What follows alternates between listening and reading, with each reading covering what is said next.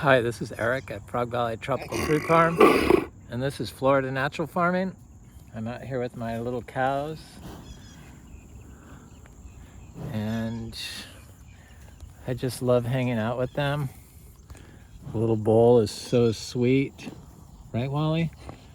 And Pepsi and Carnation and fish. They're all registered miniature zebu. He's about 32 inches tall, and she's about 36 inches, and Pepsi's 33, and he's, I don't know, probably close to 30, maybe 30 inches now. Right, Romy? He's over a year old. That's his mother, and this is his father.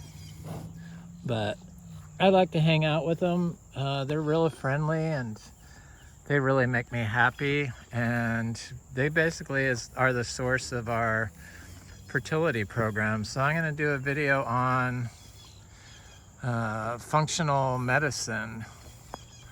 Or not functional medicine. Functional farming is the missing link that's not discussed in functional medicine. So functional farming is where you focus on the biology and you look at your practice and how it affects ecosystems, so how it affects human health and how it affects waterways and how it affects the healthier animals. And basically it's biodynamic farming is a form of functional farming, and it's a holistic approach. So you look at the whole systems, but its main focus is biological. Creating biological homeostasis, microbiome or biological homeostasis, so equilibrium of between the good and the bad. Biology that is beneficial to all life. And we grow about 200 different species of tropical fruit trees. And one of those species is mangoes, and it's currently my favorite fruit, though that could change as other species of fruit that I haven't tasted start producing, like Luke's Garcinia or Garcinia Amazonica gigantea or something, Garcinia dulcis that I haven't tasted, fruits I haven't tasted yet, or even a lot of the egg fruit family of species, like the different puterias that we're growing here, or even the Talicia. So diversity is the key to life, and diversity and life is where all these different nutrients and metabolites and diversity of microbiology resides. They reside in the plants, in the endophytes of the plants, and they reside on the leaves, or they are endophytes in plants, and the biology resides on the leaves, and they reside in the rhizosphere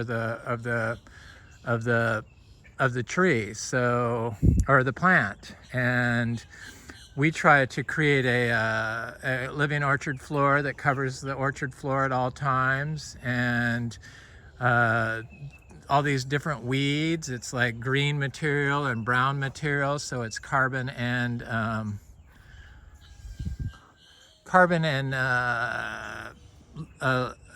living root at all times in the ground. So the dead carbon is food for saprophytes, and then the living roots are food for a lot of your plant beneficial that eat the exudates of the roots, plant beneficial microbiota. So it's mango season, and it always makes me think about microbiology and functional medicine, where they study the the metabolic metabolites, and so it's the study of the root cause of disease in humans, basically. And I find it ironic that they have for their logos a big tree with a tree root, but most functional medicine people, they are doctors, because that's usually what discusses it, as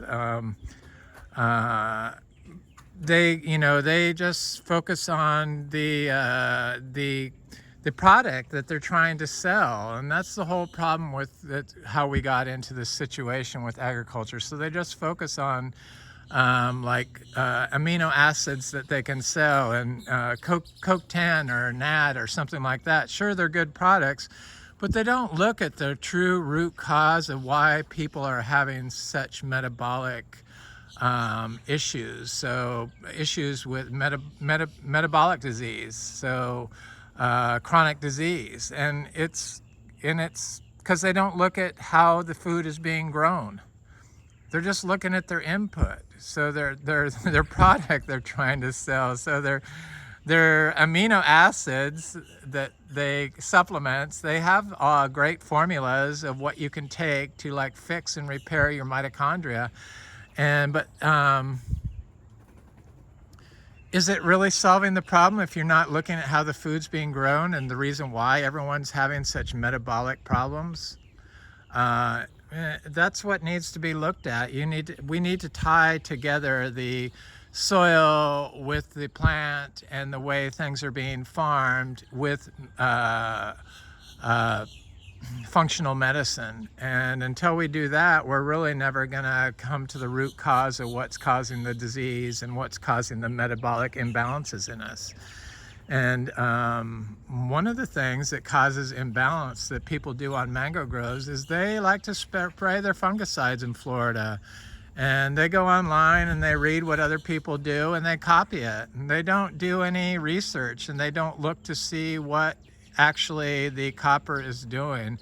And copper fungicide sprays have been shown to cause cognitive decline, and they bioaccumulate. So the more you use, the more chance you're going to have cognitive decline. And it accumulates in the fruit, and it accumulates in the soil. In fact, some soils of like 100-year-old grapevines in Bordeaux, France, have been shown to have 900 times the amount of copper that's recommended for dietary intake. So it is bad, and it kills biological, it's an antibiotic. So you wouldn't constantly feed yourself on antibiotics. So why are you feeding the soil and the tree antibiotics constantly? It's you can't come to a true health position when you're constantly applying antibiotics to your tree, and they're accumulating in your soil.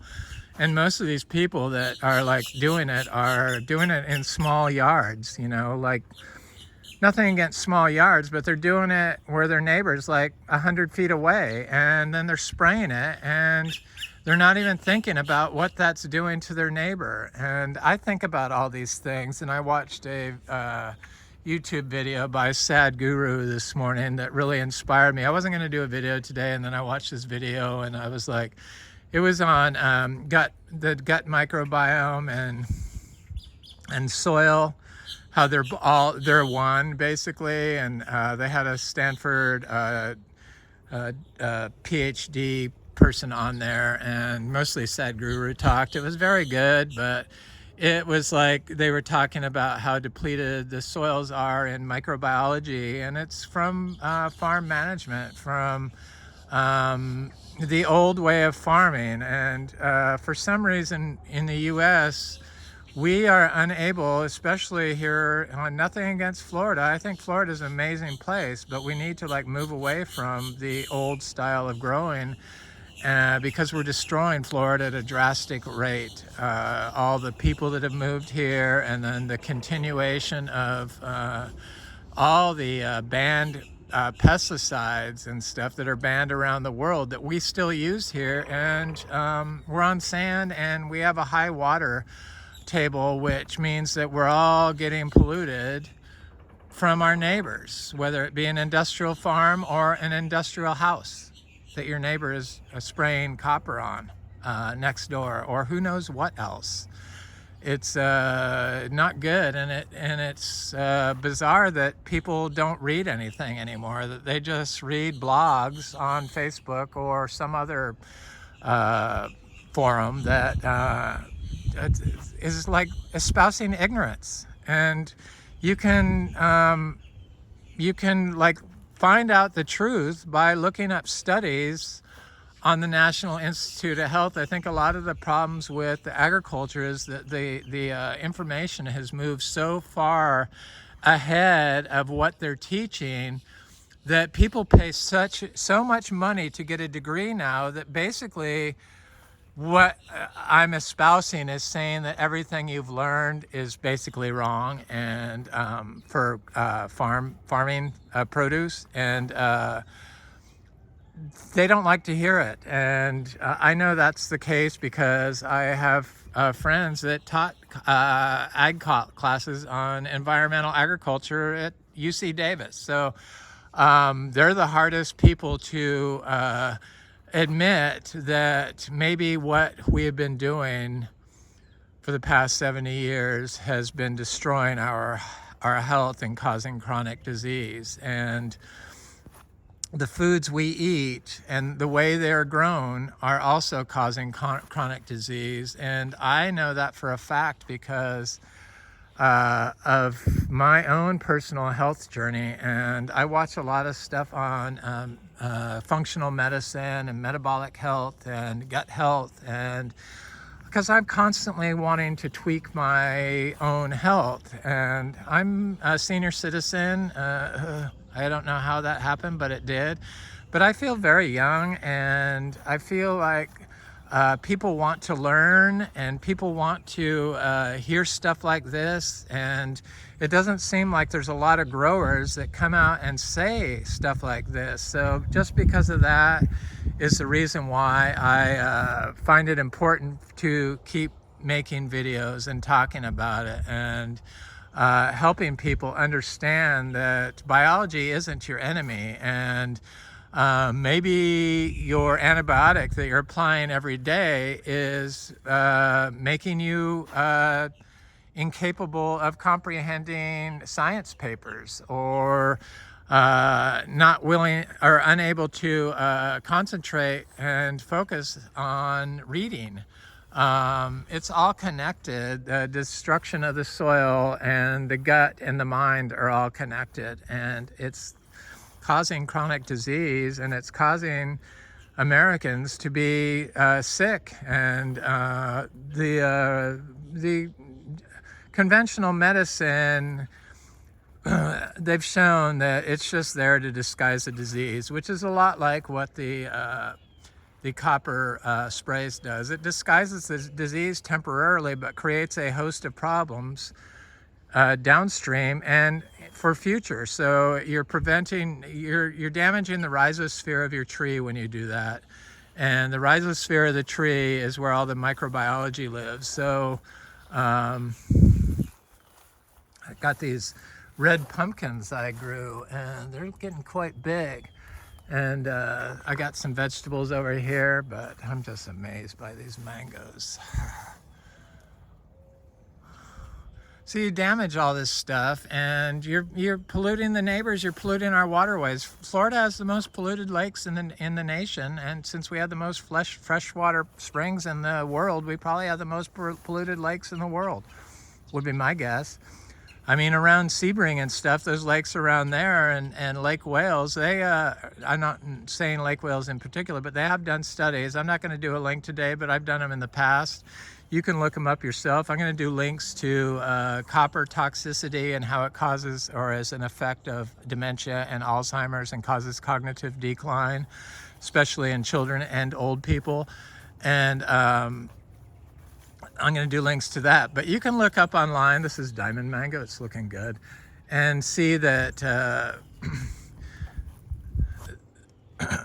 excuse me, you can see that there's a problem. So it's like all this stuff is connected. Yeah, there's a problem with our water, and our lakes are highly polluted. I think there was like,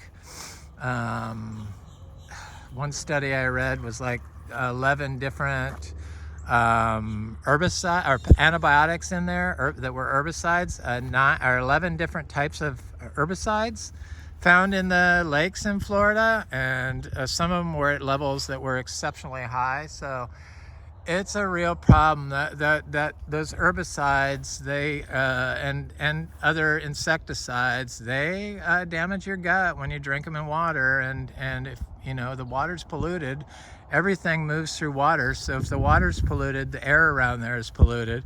There's something called drift, and when you're spraying copper sprays, you're just adding to the pool of toxins in our air and water when you do that, and you're not helping your tree in the long run. We don't have any fungal issues, and we have more than like 250 mango trees that produce fruit, and I've never had to spray copper, and I've never been affected by crop diminishing. But we focus on the microbiology in the soil, and I focus on my soil health. So we apply a probiotic and a prebiotic every single day. So probiotics are stuff with biology in them, and fermented foods, they've been shown to have a high amount of amino acids in it. And they've also shown that manure, which is a fermented foods basically, it's gone through an anaerobic process, are high in amino acids. So when you're using a organic like compost or manure or combination or straw, you're applying a probiotic if you're using a manure, or you'd use bokashi, or you use earthworm castings with a carbon input. That's the prebiotic for your soil. Manure is a probiotic for your soil. Compost is a probiotic for your soil. And it's just like our gut health. We constantly have to feed it, and we have to provide a home for it. And the gut health for the soil is the living root, or the gut for the soil is the living root. There's a little evil little squirrel. They're so cute though, I can't get mad at them, even though they ate all my coconuts. So the living roots in the ground is the gut for the plant, basically. It's the same thing. And functional medicine, they focus on amino acids to do lots of repairs for the mitochondria, and enzymes. So enzymes come from biology. So enzymes are created when biology dies or poops, basically, or bacteria. So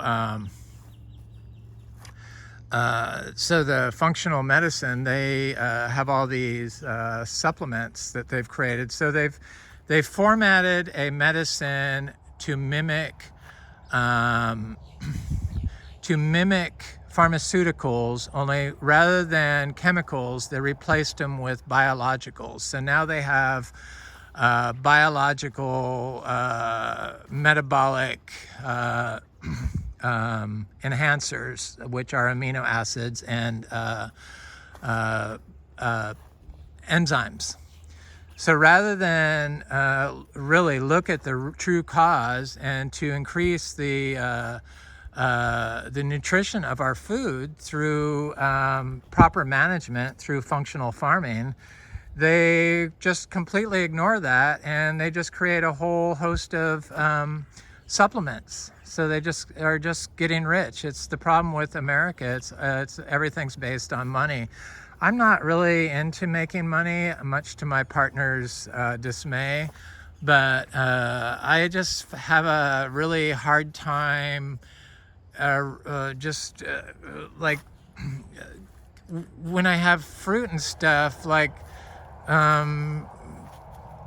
just seeing it as dollars all the time. I don't know. I have so many people come by here that get fruit, and My partner is going to take the selling aspect of the fruit over for me, because it's just not who I am.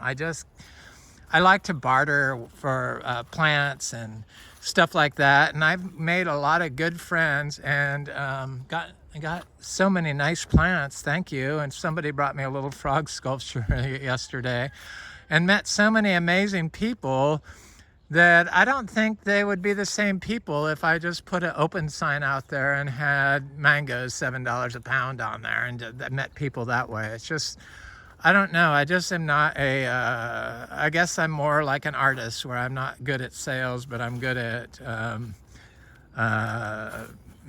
creating the art, creating the environment. So yeah, that's the problem with functional medicine, is they're just like replicating a pharmaceutical system that's based on amino acids and micronutrients, probably, and enzymes. That they've figured out how to do it mostly, but they fail to look at all the ones that they're unidentified. And I was watching a YouTube video. I'll do a link to it at The Real Truth About Health, and how to prevent aging, or something like that was the title. And they had some doctor on there, and he was talking all about amino acids and enzymes and stuff like that, which that's what they talk about, and diet. And he said the best food to eat is hydroponically grown food. And I could not believe he just said that. It just blew my mind, because they only look at certain things that studies have shown, like phenols and phenolic compounds, and you can boost phenolic compounds in industrial grown food like hydroponics, but they don't look at any of the other stuff, the majority of the stuff that hasn't been identified. And then they say there's this thing, this way, and then they're promoting, and then they don't even say eat organic hydroponics. So they just totally ignore the farming aspect and how to do it.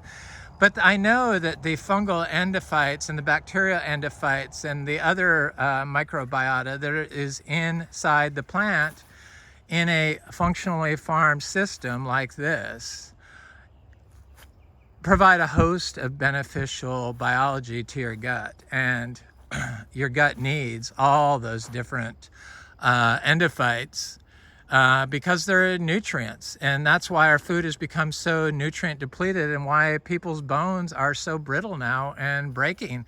It's because of our farm management practice. And if you, in functional medicine, if you are not looking at how your food is being raised, and you don't even at least acknowledge that you need to eat organic, and then you're espousing stuff like eat hydroponic because it's healthier, you just are totally clueless. Totally clueless. Which is probably the case, because a lot of the stuff that they're just, finding that grows inside the plants in natural systems, which are hardly ever studied, are highly important for anti-aging. Ergothioneine, which is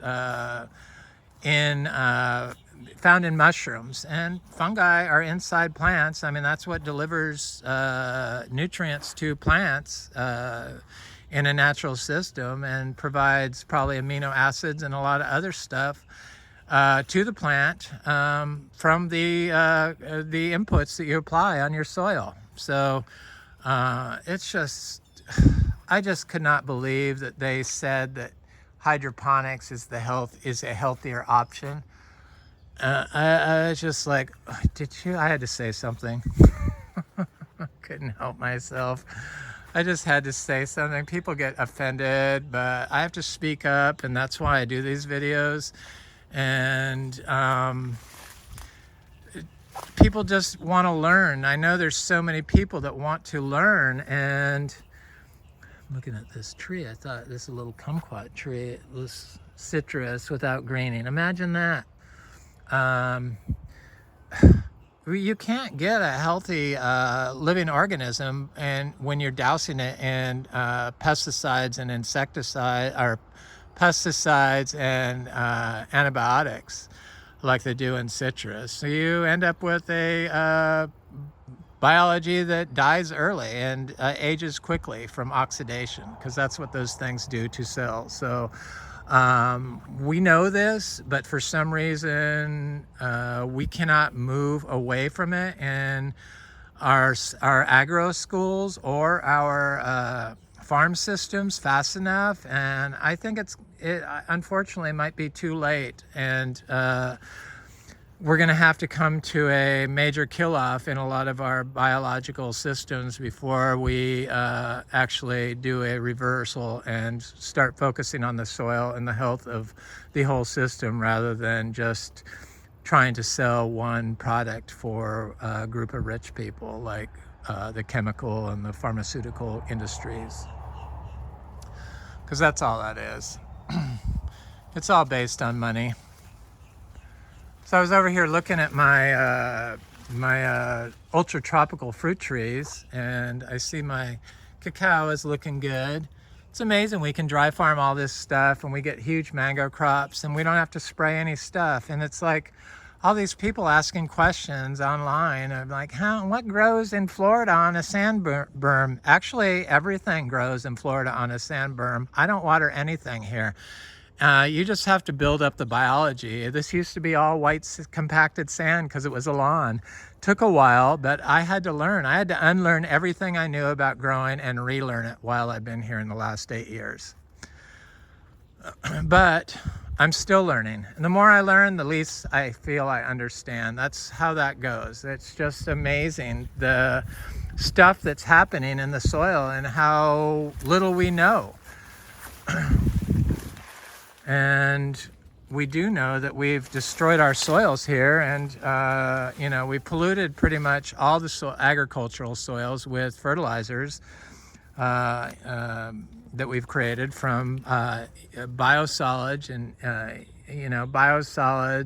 and by using reclaimed water. We've probably polluted 20 million acres of ag land with forever chemicals, but it's not discussed for some reason, and we are trying to kill all the biology, all the fungus, just so that you think that you can get a crop for your backyard mango, when in actuality you don't have to do anything in Florida.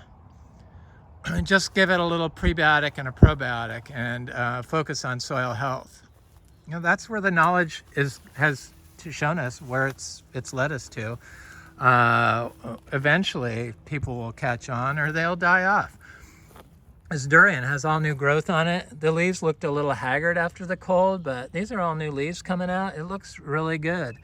And there's another one over here. There's one over here that doesn't have any spots on it. That was the last one I planted, so it was planted when it was already getting cold. So it did, and it was an industrial grown plant, but I bare root the plants. So I bare root all my plants that I buy, all the plants that I start in seed, even if it's in my own basically organic biodynamic compost. We are not organic certified, nor are we biodynamic certified.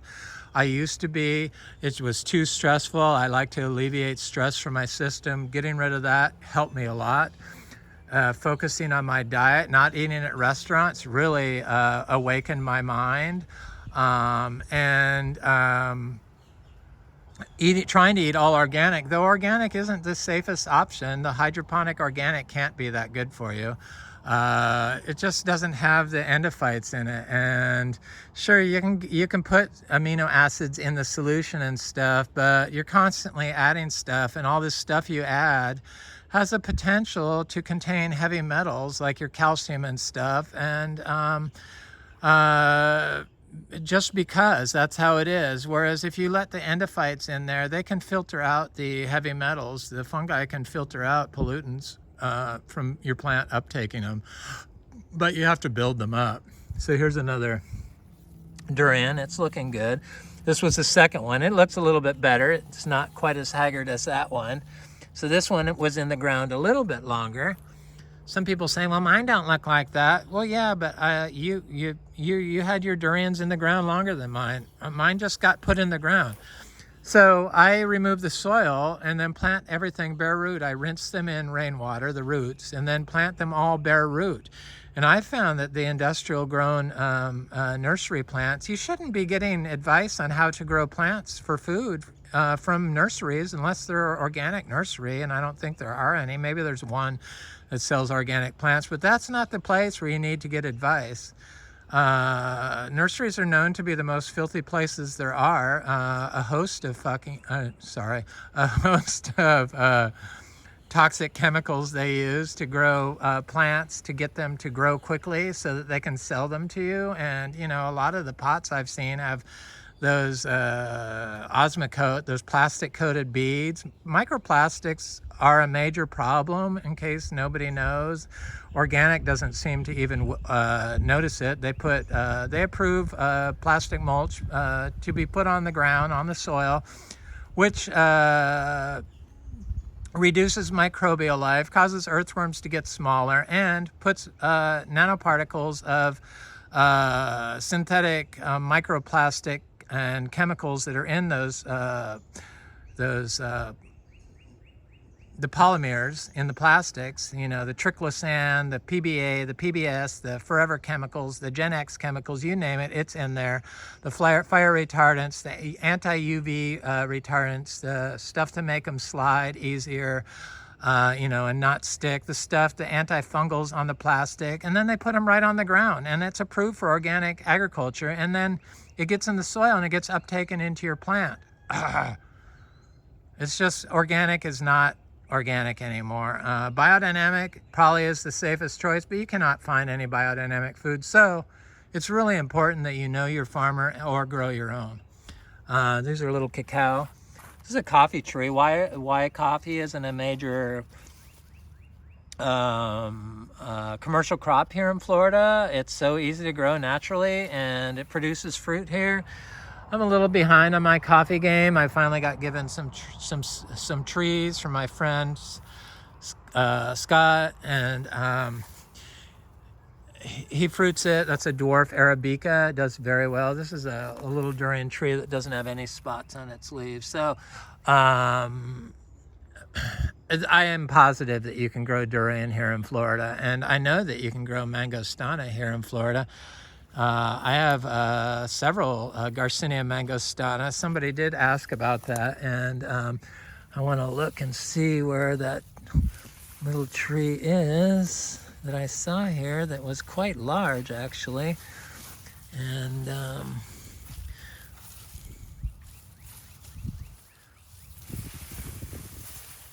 this is a Esqueleto monstera, and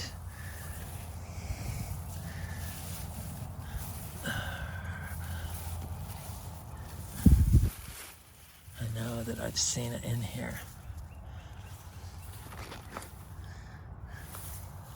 The problem with all this grass and weeds that I grow all this stuff in is that plants stay hidden. It protects them from rabbits. A rabbit got one of my my little meringue trees. Anyway, I can't see it right now. I saw it yesterday, but I guess I should have marked it, and I can't see it now. So I don't know where my little mangosteen is here, but it was like 10 inches tall with leaves on it. But I have others. I have some others planted. I'll show you. It is possible. Cacao obviously is possible. Cacao doesn't get affected by cold at all. I have a Pulisan tree. You got to remove the soil. I didn't finish that. So the best explanation I have on what goes on when you remove the soil and plant your trees bare root, and you're dealing with a functional farming system like this, where you focus on the microbiology in the soil and you build it up. is you rely on the microbiology to provide the immune response to abiotic stress like cold or insect pressure or wind or water or drought. And so when you do that, you want your roots to be able to excrete substances that attract the microbiology that particular tree needs, that's already in the indigenous soil. So the changes that are in the soil that we've made, that made it biological by not walking on it and applying probiotics with the prebiotics. So a compost pile that contains manure and carbon in the right amounts, like 60-40, but I think ours is 80-20 carbon. Probably 90-20 carbon to green to brown material. And I haven't figured it out in a while, but it has changed, but I know it's very little nitrogen we add to our system. Low nitrogen. Most of the nitrogen can come from the plants and from the biology in the plants, both. And so here's a meringue tree that it wasn't affected by the cold at all. It's got a new leaf coming out on it, and the cold didn't bother it at all. There's a cacao tree. So I have a keppel tree. I always wanted to grow a keppel tree. And, you know, that's the fruit from Thailand that the royal family had for the longest time. But this is a little tree that's grown about, I don't know, it looks like 5 inches. It's about 20 inches tall, and it's unaffected by cold. And it looks really good. And I'm quite impressed by that tree. So I have another little, here's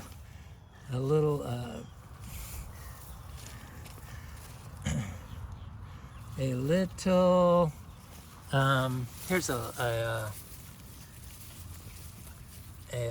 mangostana. I'm fairly certain that you can grow mangosteen here. For some reason, it seems like in Florida, they never looked at a functional farming system.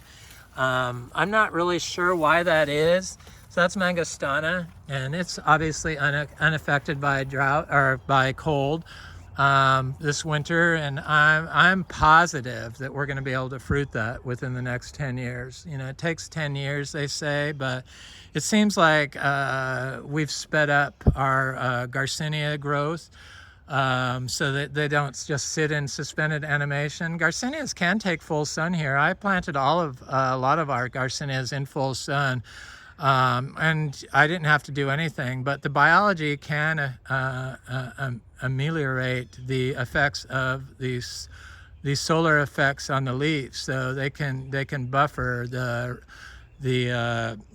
solar radiation, but you have to focus on the biology, and if you don't do that, then you're not going to be able to get the plant beneficial effects of microbes, especially if you're like reducing microbial populations through management. And you don't have to water here. That's the amazing thing. So here's more mangosteens. I think that's not mangostana. That's I think that is here's mangostana right here. Another one.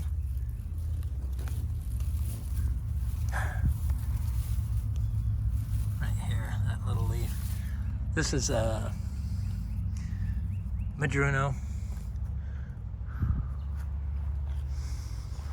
Yeah, you don't want to reduce the microbiology. You want to increase it and create a home for it, which is what this, the living orchard flora is.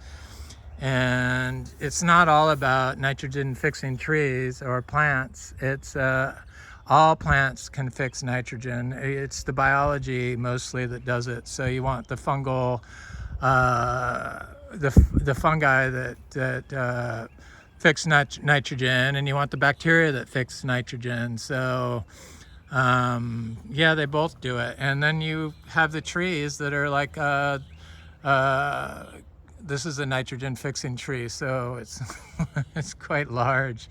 And you can see we have these super rare arides that were unaffected by the cold. Here's a queen anthurium that has got a flower on it, and This is a Anthurium regale that got beat up by the wind and was unaffected by the cold. Now it has a new leaf coming out. Here's another Anthurium regale that has a new leaf coming out also. So this has a flower, that regale, and that's supposedly a very hard one to grow for people indoors, but that's because they grow using chemicals. And when you grow using chemicals like they do in hydroponic, then you have to keep your plant at a perfectly controlled environment. Otherwise, the plant will die, suffer and die. And that's why the people that try to grow these rare anthuriums, the hard to grow ones like the regale and the Warocquianum, have trouble, is because the unnatural way they're growing. And that one YouTube channel from The Real Truth About Health, where they said hydroponics is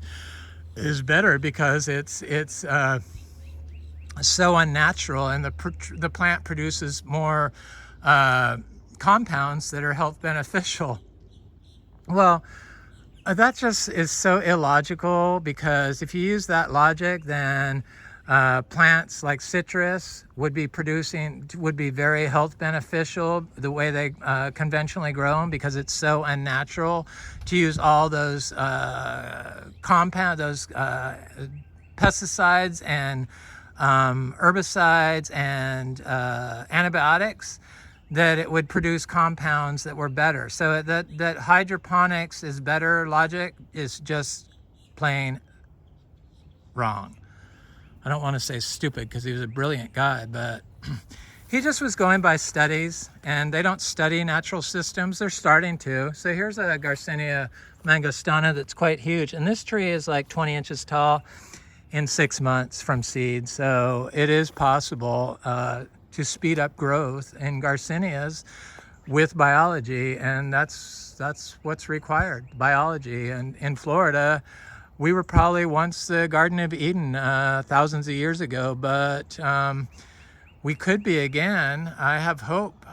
There's so many people that want to learn, but you got to read. You got to read. You can't just like look online and listen to what Jeter says about spraying, or listen to your clerk at the nursery that tells you, oh, you need to apply this or this poison, because the poisons are going to cause cognitive decline and metabolic imbalances that affect your health, your neighbor's health, and your plant's health. So read some papers. Go to the National Institute of Health and look up toxic effects of copper on brain function, or copper fungicides, detrimental effects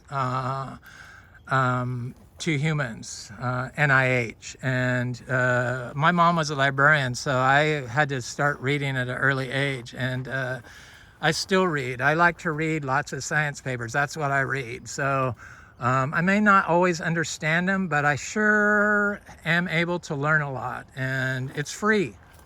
Thank God for the internet. It's a blessing and a curse. Unfortunately, people are more interested in watching somebody light themselves on fire than they are about learning about functional farming. But the ones that need to listen do listen, and that's who I'm talking to, and they want to know. And so this is that's why I do it. Thanks for watching. I really appreciate it. I just am so passionate about trying to turn Florida into the tropical fruit paradise that it was destined to be. But there's so many forces working against us with a lot more money, that it's just so hard to do. And maybe if I was like saying, oh, I made thousands of dollars selling this fruit, blah, blah, blah, blah, blah, I would be a lot further along, but that's just not who I am. So this is a seed-grown mango tree, and look at it's got purple stems. This is a sugarloaf seedling, and I'm thinking that hopefully, I said this last year, the camera just is not behaving, it will, it's getting ready to fruit. We're gonna have a cold spell tomorrow, and then the next few days, cold meaning 60s in the day and 40s at night. Nothing to worry about. I don't worry about drought here. I don't worry about too much rain here. I don't worry about anything except for my neighbors spraying my property with chemicals or causing drift to come over here, because it's been known to happen. In fact, my mangoes along the driveway are still struggling from them spraying glyphosate along the driveway 2 years ago. And it is a problem, and for some reason people are able to just say that glyphosate isn't a problem, and they don't even know that they're consuming it on a daily basis. And it's affecting their gut health, and it affects the soil, and it kills soil biology, and it disrupts protein pathways. So all the metabolic antibiotics in the, or not metabolic, all the metabolomic functional medicine supplements of amino acids and enzymes in the world aren't going to fix you unless you talk about how food is grown and what foods to avoid and how to get clean food. So you have to discuss functional farming when you talk about functional medicine. It's just you can't have one without the other. What you just keep taking enzymes every time you damage your mitochondria from your food you're eating, from glyphosate sprayed oats, or GMO ready corn, or insecticide laced oranges. That's what damages your mitochondria, and that's what damages the mitochondria in your plants. It's scary. I'm gonna look at this Garcinia mangostana. I wish I had a mangostana this big. We will. We're gonna fruit mangostana. I just know it. I wish I could have found that big one, but I couldn't see it on the fly like that. And the more I look, the harder it is for me to see it for some reason. The same reason why I can't see a fruit directly in front of me, and then all of a sudden one day I say, oh, there's a ripe fruit on the tree. It's the same type of thing. It's like looking for the needle in the haystack type situation. But this is a Garcinia hombromiana tree, and this is our 8th species of Garcinia we fruit here. Of the 16 we grow, I'd like to get a couple other new Garcinias. I would like to get the Prainiana, and I do have a sweet Dulcis, and I would like to get a Russell's Sweet and Garcinia. I have sweet Dulcis, which seems to be this from Australia, but the Garcinia, this phone is just not cooperating today. It's very, I probably need a new phone. So, there it is. There's a little fruit. I'm so excited. So there's the new flower. They don't start out with the perfect flower, but they quickly form flowers or fruit on the flower after they've been opened. We don't have any male trees blooming, so I see lots of fruit forming on this tree now, and that fruit's gotten quite large. I'm sure it's going to hang on to it now until, in fact, it's losing the petals on its flower. So I'm fairly certain it's going to hang on to it. It's about the size of my fingertip, my little fingertip. It's getting big. I could see it. Oh, I'm so excited about that. So excited for this tree. There's a couple other Garcinias I think I would want, maybe Forbesii, so there's 3 more. And I probably should have Gamboge, so that would make 20, but I'm not in any hurry. I feel like they'll come to me eventually. I am waiting on some Ilama seeds from Raul, those really good ones. I ordered some from Anderson Tropicals, and I'm waiting on a couple of little trees. I want to test out Bellamy trees, little cheap trees they sell, the Puteria, to see how they grow here. And I'm curious to see what they use as a substrate. Anyway, this is Eric at Frog Valley Tropical Fruit Farm, and this is my video on functional farming is the missing link in functional medicine that is not talked about. You can't have one without the other. Functional farming is functional medicine, just as soil health is gut health. This is natural farming in Florida. Have an excellent day. Thanks for watching. Like, share, and subscribe, and comment. I always enjoy hearing from people around the world.